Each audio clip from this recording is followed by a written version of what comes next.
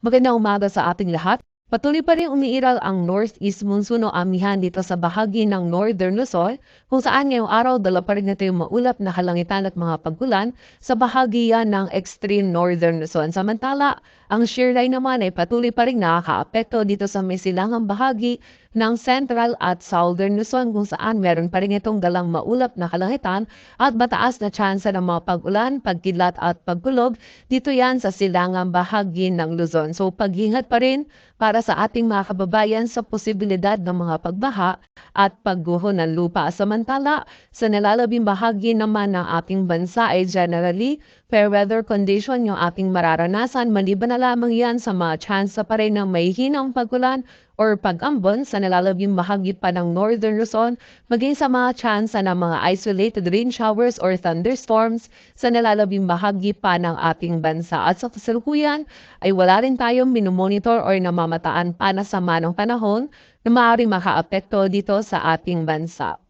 At para nga sa maging lagay ng panahon ngayong araw ng Martes, maulap na kalangitan at mga pagulan ang mararanasan dulot ng amihan dito sa bahagi ng Batanes at Babuyan Island. Samantala, meron pa rin tayo mga kalat-kalat na pagulan, pagkidlat at pagkulog na mararanasan dito yan sa bahagi ng mainland Cagayan, Isabela, Quirino, Nueva Vizcaya, Aurora, Quezon, maging sa mga probinsya din ng Camarines Norte at Camarines Sur, dulot yan ng amihan ng shear line. So muli po, pag-iingat para sa ating mga kababayan sa posibilidad ng mga pagbaha at pagguho ng lupa. Samantala, sa nalalabing bahagi ng Luzon ay magiging bahagyang maulap hanggang maulap yung kalangitan or generally fair weather condition yung ating mararanasan, maliban na lamang yan sa mga tsansa pa rin ng mga may hinang pagulan or pag-ambon. Dito yan sa bahagi ng Cordillera Administrative Region at dito sa bahagi din ng Ilocos Region, dulot yan ng amihan. Samantala,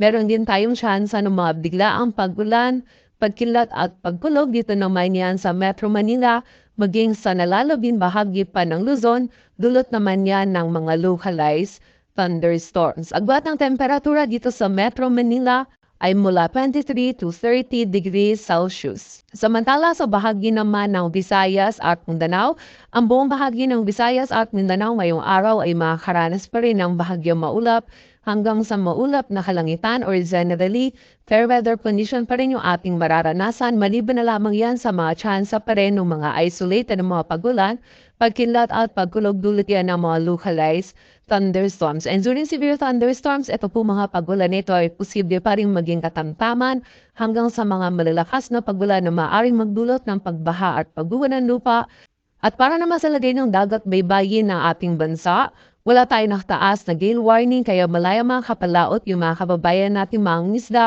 pati na rin yung may mga maliliit na sasakyang pandagat. Ngunit iba yung pag-ingat pa rin po para sa mga maglalayag dito sa bahagi ng Northern Luzon, kung saan magiging kataptaman hanggang sa maalon yung lagay ng ating karagatan. At para naman sa 3-day outlook na mga key cities ng ating bansa, malaking bahagi ng ating bansa ay patuloy pa rin makakaranas ng bahagyang maulap hanggang sa maulap na kalangitan or generally fair weather condition, kung saan ito sa Metro Manila bukas ng Miyerkules at Huwebes ay meron lamang tayong mararanasan ng mga isolated na mga pagulan, pagkilat at pagkulog dulot yan ng mga localized thunderstorm. And by Friday naman ay makakaranas lamang tayo ng mga may hinang pagulan or pag-ambon at magiging mas malamig din yung panahon na ating mararanasan, lalong-lalo na yan sa madaling araw, dulot po yan ng amihan. Sa bahagi naman ng Baguio City, the next 3 days ay patuloy niyang mas malamig na yung panahon na ating mararanasan at meron pa rin tayong tsansa ng mga may hinang pagulan or pag-ambon, dulot pa rin po yan ng amihan. At sa bahagi naman ng Legazpi City, Metro Cebu at Metro Davao in the next 3 days ay makakaranas tayo ng bahagyang maulap hanggang sa maulap na kalangitan at meron tayong mga posibilidad pa din ng mga isolated na mga pagulan, pagkilat at pagkulog dulot yan ng mga localized thunderstorms.